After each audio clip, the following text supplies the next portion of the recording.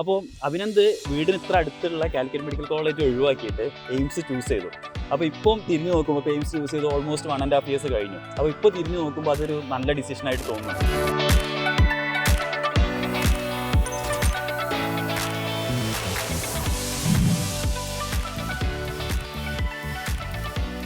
So hello guys, അപ്പോൾ നമ്മൾ ഇന്നുള്ളത് എയിംസ് ഡൽഹി ക്യാമ്പസിനകത്താണ്. അപ്പോൾ നമ്മളെ കൂടെ ഇന്ന് ഇവിടെ എയിംസിൽ സെക്കൻഡ് ഇയർ MBBS പഠിക്കുന്ന അഭിനന്ദ് ഉണ്ട്. അപ്പോൾ അഭിനന്ദ് 2021-22 ബാച്ചിൽ നമ്മൾ പഠിപ്പിച്ച സ്റ്റുഡൻ്റാണ്. അപ്പോൾ നമ്മളിന്ന് ഇപ്പോൾ ക്യാമ്പസിലോട്ട് വരുമ്പം നമ്മൾ പഠിപ്പിച്ചൊരു സ്റ്റുഡൻറ്റ് എയിംസ് പോലത്തെ ഒരു അപ്പെക്സ് ഇൻസ്റ്റിറ്റ്യൂട്ടിൽ പഠിക്കുന്നു എന്ന് പറഞ്ഞു കഴിഞ്ഞാൽ നമുക്ക് ഒരുപാട് അഭിമാനമുള്ള കാര്യമാണ്. അപ്പോൾ ഞാൻ ആക്ച്വലി ഡൽഹിയിൽ ഒരു മീറ്റിങ്ങിന് വേണ്ടിയിട്ട് വന്നായിരുന്നു. അപ്പം അഭിനന്ദിൻ്റെ കോളേജും കാര്യങ്ങളെല്ലാം കാണാമെന്നും അഭിനന്ദിൻ്റെ ഇപ്പോഴത്തെ വിശേഷങ്ങളെല്ലാം അറിയാമെന്ന് വിചാരിച്ചിട്ടാണ് നമ്മളിവിടെ വന്നത്. അപ്പോൾ അഭിനന്ദിനെ ഇൻട്രൊഡ്യൂസ് ചെയ്യുന്നതായിരിക്കും. അപ്പോൾ എൻ്റെ പേര് അഭിനന്ദ് ഫസ്റ്റ് തരം ആൻഡ് ഞാൻ എയിംസ് ഡൽഹി 2022 ബാച്ചാണ്. ഇപ്പം സെക്കൻഡ് ഇയർ പഠിച്ചുകൊണ്ടിരിക്കുകയാണ്. ആൻഡ് അഭിനന്ദിൻ്റെ റാങ്കും കാര്യങ്ങളൊക്കെ എത്രയായിരുന്നു? എൻ്റെ ഓൾ ഇന്ത്യ റാങ്ക് 233 ആയിരുന്നു ആൻഡ് കേരള റാങ്ക് 11th ആയിരുന്നു വിത്ത് 691 മാർക്സ്. 691 മാർക്സ് ആയിരുന്നു അല്ലേ അന്ന്? ഓക്കെ. അപ്പോൾ ഇപ്പം ആക്ച്വലി എയിംസിൽ എത്ര സീറ്റ്സ് ആണ് ഉള്ളത്? ഇയർലി എത്ര സീറ്റ്സാണ് വരുന്നത്? ക്ലാസ്സിൽ ഇപ്പം 132 സീറ്റ്സ് വരുന്നുണ്ട്. 132 സീറ്റ്സ് ഉണ്ടല്ലോ. അത് ഏത് വർഷം കൂട്ടിയത്? 2020 മുതൽ കൂട്ടി വന്നാണല്ലേ. അതിലിപ്പോൾ ഈ എത്ര മലയാളീസ് വരുന്നുണ്ട്? എൻ്റെ ബാച്ചിൽ 7 ആണ് വരുന്നത്. 7 മലയാളീസ് അല്ലേ? 5 ആണ് വരുന്നത്. കുറഞ്ഞു വരുവാണോ? കുറഞ്ഞു വരാണ്. ഓക്കെ. അപ്പോൾ നമുക്ക് ഈ വർഷം ഇപ്പം എത്ര പേരാ വരാൻ സാധ്യത ഉള്ളത്? 102 എന്നാണ് ഇതുവരെ പറഞ്ഞ. 100 എത്ര വരുന്നു? 102 എന്നാണ് ഇതുവരെ കിട്ടിയ ന്യൂസ് അനുസരിച്ച്. ഓക്കെ. അപ്പോൾ അഭിനന്ദ് ഇപ്പം ഔട്ട്സൈഡ് കേരള ഇതിന് മുമ്പ് പഠിച്ചിട്ടുണ്ടോ? ലൈക്ക് ഇല്ല, ആദ്യമായിട്ട് ഇതുവരെ ഫുള്ള് പഠിച്ചത് കേരളത്തിലാണ്, ആദ്യമായിട്ടാണ് കേരളത്തിന് പുറത്തോട്ട് വരുന്നത്.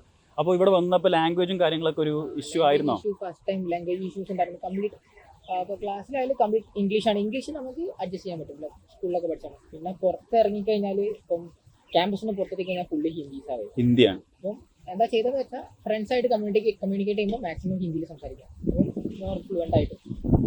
അങ്ങനെ പുറത്തിറങ്ങുമ്പോൾ ഹിന്ദി സംസാരിക്കേണ്ട പറയില്ല. അപ്പോൾ ഇപ്പോൾ അഭിനന്ദ് ഇവിടെ വന്നിട്ട് ഇപ്പോൾ ഓൾമോസ്റ്റ് 2 years ആയി. അപ്പോൾ ലാംഗ്വേജ് ഒക്കെ ഇപ്പം ഓൾമോസ്റ്റ് റെഡി ആയിട്ടുണ്ട്. പോസ്റ്റിങ്ങിനൊക്കെ പോകുമ്പോൾ ഹിന്ദി സംസാരിച്ചാൽ പറ്റില്ലല്ലോ. പേഷ്യൻസിനോടൊക്കെ എന്തായാലും ഹിന്ദിയിൽ സംസാരിക്കുന്നുണ്ട്. അപ്പോൾ ഇനീഷ്യലി ഒരു സ്ട്രഗ്ലിംഗ് ഫേസ് ഉണ്ടായിരുന്നെങ്കിലും ഇപ്പോൾ അതുകൊണ്ട് അഡ്വാൻറ്റേജ് ആണുള്ളത്. ഇപ്പോൾ നമ്മുടെ നാട്ടിലുള്ള ആൾക്കാരാണെങ്കിലും ഇപ്പം ഹിന്ദിയിലാണെങ്കിലും ഇംഗ്ലീഷിലാണെങ്കിലും നമ്മൾ അധികം യൂസ് ചെയ്യാത്തതുകൊണ്ട് നമുക്കൊരു എന്താ പറയുക ഒരു പോരായ്മ ഉണ്ടാവാറുണ്ട്. പക്ഷേ ആ ഒരു ഫേസ് എന്തായാലും നമ്മൾ കടന്നു. ഇപ്പം ലാംഗ്വേജിൻ്റെ കാര്യത്തിൽ എന്തായാലും അത്യാവശ്യം ഫ്ലുവൻറ്റും കാര്യങ്ങളായിട്ടുണ്ടാവും. അപ്പം അത് കൂടാണ്ട് ഇപ്പോൾ നമുക്കിപ്പോൾ ഒരു സെൻട്രൽ ഇൻസ്റ്റിറ്റ്യൂട്ടിൽ പഠിക്കുമ്പം പൊതുവേ നമുക്ക് കിട്ടുന്നൊരു കാര്യം എന്ന് പറഞ്ഞു കഴിഞ്ഞാൽ നിങ്ങൾക്ക് ഇപ്പോൾ ഇൻസ്റ്റിറ്റ്യൂഷണൽ പ്രിഫറൻസ് എന്ന് പറഞ്ഞ ഒരു ഇതുണ്ട് അല്ലേ. ഇപ്പോൾ നമ്മളിപ്പോൾ നോർമൽ കോളേജിൽ പഠിക്കുകയാണെന്നുണ്ടെങ്കിൽ നമുക്ക് UG കഴിഞ്ഞാൽ PGക്ക് വേണ്ടിയിട്ട് വേറെ എൻട്രൻസ് എഴുതണം. അപ്പോൾ നിങ്ങൾക്ക് എന്ന് പറഞ്ഞു കഴിഞ്ഞാൽ ഇപ്പോൾ UG കഴിഞ്ഞാൽ നിങ്ങൾക്ക് ഇപ്പോൾ എയിംസിൽ പഠിച്ചതിൻ്റെ ഒരു ആനുകൂല്യം PGക്ക് ഒരു ഇൻസ്റ്റിറ്റ്യൂഷൻ പ്രിഫറൻസ് വരുന്നുണ്ട് അല്ലേ. അപ്പം ഡെഫിനറ്റ്ലി അപ്പോൾ ഒരു UG എൻട്രൻസ് സമയത്ത് UGൻ്റെ സമയത്ത് നമ്മൾ നന്നായിട്ട് പഠിച്ചു കഴിഞ്ഞാൽ PGയും സൂപ്പർ സ്പെഷ്യാലിറ്റി എല്ലാം ഇവിടെ നിന്ന് കിട്ടാനുള്ള ഒരു ഫുൾ ലൈഫ് സെക്യൂർ ചെയ്യാൻ പറ്റുന്ന ഒരു ഫെസിലിറ്റി ഇവിടെ കിട്ടുന്നുണ്ട്. സോ നമുക്ക് എയിംസ് ക്യാമ്പസ് ഒന്ന് കാണാം. നമുക്ക് ഇപ്പോൾ നമ്മൾ നിൽക്കുന്നത് എയിംസിൻ്റെ അക്കാഡമിക് ബ്ലോക്കിൻ്റെ ഫ്രണ്ടിലാണ് ഇപ്പോൾ നമ്മൾ നിൽക്കുന്നത്. അപ്പോൾ ഇതല്ലാണ്ട് ഇവർക്ക് ഇവിടെ ഒരുപാട് ഫെസിലിറ്റീസും ഇൻഫ്രാസ്ട്രക്ചറും നമ്മുടെ നാട്ടിലൊരു കോളേജ് വെച്ച് കമ്പയർ ചെയ്ത് നോക്കുകയാണെങ്കിൽ നിങ്ങൾക്ക് ഒരുപാട് ഫെസിലിറ്റീസും കാര്യങ്ങളുണ്ട്. ഇപ്പോൾ ഇവർക്ക് സ്വിമ്മിംഗ് പൂൾ ആണെങ്കിലും ഇവരുടെ ജിം ആണെങ്കിലും അതുപോലെ അക്കാഡമിക് കാര്യങ്ങളാണെങ്കിലും അവരുടെ ഫാക്കൽറ്റീസും എല്ലാം ഇന്ത്യയിലെ ബെസ്റ്റ് ഫാക്കൽറ്റീസും ഫെസിലിറ്റീസുമാണ് അവർക്ക് കിട്ടുന്നത്. അപ്പോൾ നമുക്ക് അവരുടെ ക്യാമ്പസും കാര്യങ്ങളും എല്ലാം കാണാം. അഭിനന്ദിൻ്റെ വീട് കാലിക്കറ്റ് തന്നെയാണല്ലോ വരുന്നത്.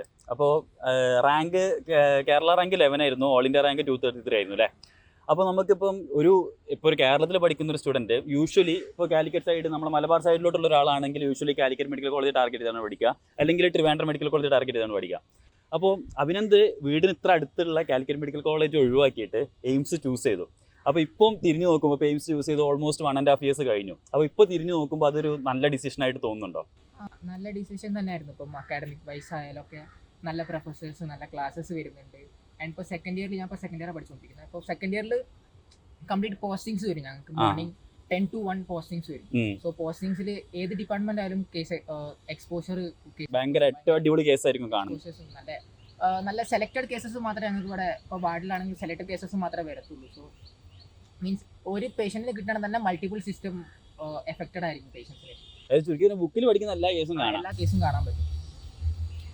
പിന്നെ ഞാൻ പറഞ്ഞല്ലോ കാലിക്കറ്റ് പറഞ്ഞല്ലോ, ഞാൻ പഠിച്ചത് ഡോപ്പയില്. ഇവരെ ഡയറക്ടേഴ്സ് 4 പേരും അവർ കാലിക്കറ്റ് മെഡിക്കൽ കോളേജിൽ നിന്ന് പാസ് ഔട്ട് ആയവരാണ്. സോ അവർ പറയുന്നത് കേട്ട് അവരത് മോട്ടിവേറ്റ് ആയി ഞാൻ കാലിക്കറ്റിന് വേണ്ടിയിട്ടാണ് പഠിച്ചത്.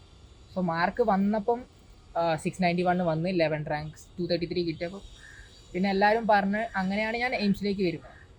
അപ്പം എയിംസിൽ വന്ന് ഞാനിപ്പം വളരെ നല്ല ഹാപ്പിയാണ്. അതായത് അക്കാഡമിക് വൈസ് ആണെങ്കിലും ബാക്കി കോളേജിലുള്ള ഫെസ്റ്റും കാര്യങ്ങളും എന്ത് വൈസ് നോക്കുകയാണെങ്കിലും ഹാപ്പിയാണ്. പല ടൈപ്പ് കൾച്ചേഴ്സ് അറിയാൻ പറ്റും. ഓൾ ഇന്ത്യ ഇൻസ്റ്റിറ്റ്യൂട്ട് ആണല്ലോ. സോ പല ഡിഫറെന്റ് സ്റ്റേറ്റ്സ് വരുന്ന പല ടൈപ്പ് കൾച്ചേഴ്സ്. നമ്മൾ കേരളത്തിൽ ഇതുവരെ ഞാൻ കേരളത്തിൽ മാത്രമായിരുന്നു, പുറത്തേക്ക് ഒന്നും പോയിട്ടില്ലായിരുന്നു. സോ ഇപ്പം പല ടൈപ്പ് കൾച്ചേഴ്സ് അറിയാൻ പറ്റും. Friendship complete all India friends വരും. അതിന്റെ ഒരു അഡ്വാൻറ്റേജ് ഡെഫിനറ്റ്ലി നമുക്ക് കിട്ടും. അപ്പോൾ ഇനിയിപ്പോൾ ഒരു പോസ്റ്റ് ഗ്രാജുവേഷനിലോട്ട് നമ്മൾ പോകുമ്പോൾ എയിംസ് തന്നെയാണോ അഭിനന്ദിന്റെ പ്രിഫറൻസ് വരുന്നത്? ഡെഫിനറ്റ്ലി എയിംസ് തന്നെയാണ് പ്രിഫർ ചെയ്യുന്നത്. അപ്പോൾ അഭിനന്ദ് വളരെ ഹാപ്പിയാണ് അവിടെ വന്നിട്ട്. ഓക്കെ, അപ്പം നിങ്ങൾക്ക് ഇപ്പോൾ ആക്ച്വലി നമ്മൾ ഈ ഹൗസ് സർജൻസിന്റെ സ്റ്റൈപ്പൻഡ് ഒക്കെ എങ്ങനെയാണ് വരുന്നത്? 31,000 ഉണ്ട് അല്ലേ? നമ്മുടെ കേരളത്തിൽ എനിക്ക് തോന്നുന്നു ഇപ്പം ഞങ്ങളൊക്കെ പഠിച്ച സമയം 25 വരുന്നു. ഇപ്പം എനിക്ക് തോന്നുന്നു 26.5 അങ്ങനത്തെ വരുന്നു. പിന്നെ നിങ്ങൾക്ക് ഒരു വേറെ എക്സ്ട്രാ, അതായത് ഹൗസ് സർജൻസി അല്ലാണ്ട് വേറെ എന്തെങ്കിലും കംപ്ലീറ്റ് ചെയ്തിട്ട് ഇവിടെ ഇന്റേൺഷിപ്പ് കഴിഞ്ഞാൽ ഒരു ഹൗസ് ജോബ് നമുക്ക് വരുന്നുണ്ട്. 6 month ടേം വരുന്ന ഒരു സാധനം. 6 month അല്ലെങ്കിൽ പിന്നെ എക്സ്റ്റെൻഡ് ചെയ്ത് 6 month ഹൗസ് സർജൻസിക്ക് ശേഷം 18 month ടോട്ടൽ വരുന്ന സാധനം. ലൈക്ക് നമുക്ക് ചൂസ് ചെയ്യാം 6 month വേണോ, എക്സ്ട്രാ 6 month പിന്നെ എടുക്കണോ. ഇതിപ്പം INSET പ്രിപ്പയർ ചെയ്യുന്നവര് ഇതിന് പോയിട്ട് ഇത് ഹവർ കുറവായിരിക്കും. വർക്ക് ഇപ്പം ഏതെങ്കിലും ഒരു ഡിപ്പാർട്ട്മെന്റ് കയറിയ സാലറി കിട്ടും, പ്ലസ് നമുക്ക് പഠിക്കാം. ഏതെങ്കിലും ഒരു സ്പെസിഫിക് ഡിപ്പാർട്ട്മെന്റ് മാത്രം ഉണ്ടാവുക? അല്ലല്ല, എല്ലാ ഡിപ്പാർട്ട്മെന്റും ചൂസ് ചെയ്യാൻ പറ്റും ഡിപ്പാർട്ട്മെന്റ്. സോ ഇപ്പം INSET പ്രിപ്പയർ ചെയ്യാനും പറ്റും ഈ 6 മാസം കൊണ്ട്. 6 മാസം തൊട്ട് ആ ടൈമിൽ INSET പഠിച്ചിട്ട് അതിന്റെ സ്റ്റൈപ്പൻഡ് ഒക്കെ എത്ര വരുന്നത്?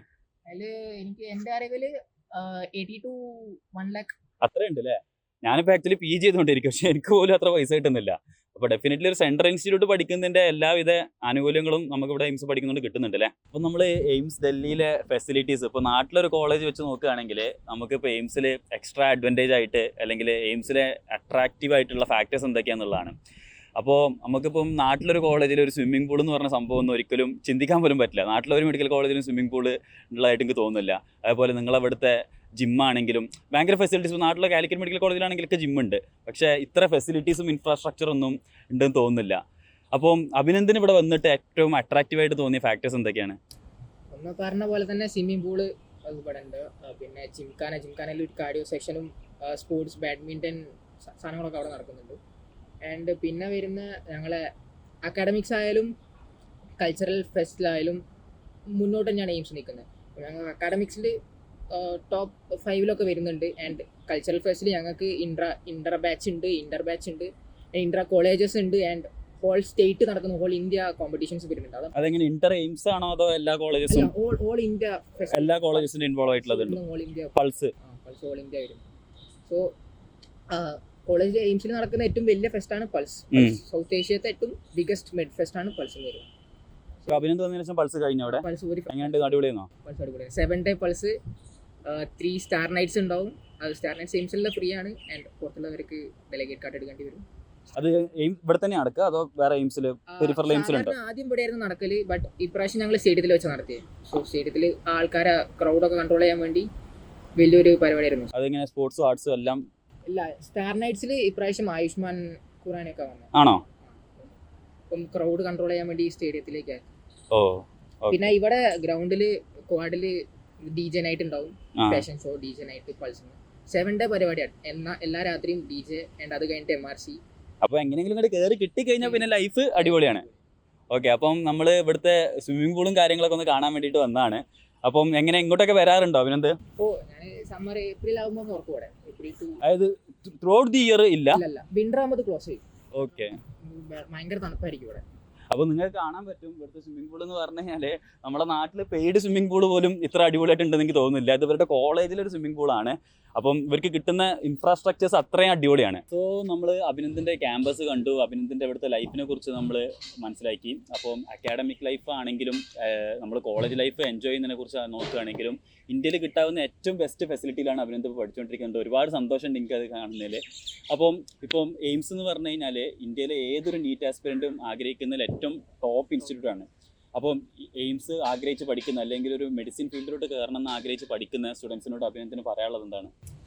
ഫസ്റ്റ് തന്നെ കൺസിസ്റ്റൻ്റ് ആയിട്ടിരിക്കുക ആൻഡ് ഡീമോട്ടിവേറ്റഡ് ആവാണ്ടിരിക്കുക. ഇനിയിപ്പോൾ ഡീമോട്ടിവേറ്റഡ് ആവുകയാണെങ്കിൽ നിങ്ങൾ ഒന്ന് അറിഞ്ഞാൽ മതി, എല്ലാവരും ഡീമോട്ടിവേറ്റഡ് ആവും. ലൈക്ക് അത് പാസ് ചെയ്യുക, അത് ക്രോസ് ചെയ്യുക എന്നുള്ളതാണ് നമ്മളൊരു നീറ്റ് ആസ്പിരൻ്റ് എന്ന നിലയ്ക്ക് ചെയ്യേണ്ടത്. സോ ഈ ഡീമോട്ടിവേഷൻ ഒബ്സ്റ്റക്കിൾസ് ഇതെല്ലാം പാസ് ചെയ്ത് കഴിഞ്ഞാൽ നമ്മൾ ഒരു നെക്സ്റ്റ് ലെവലിലേക്ക് എത്തി.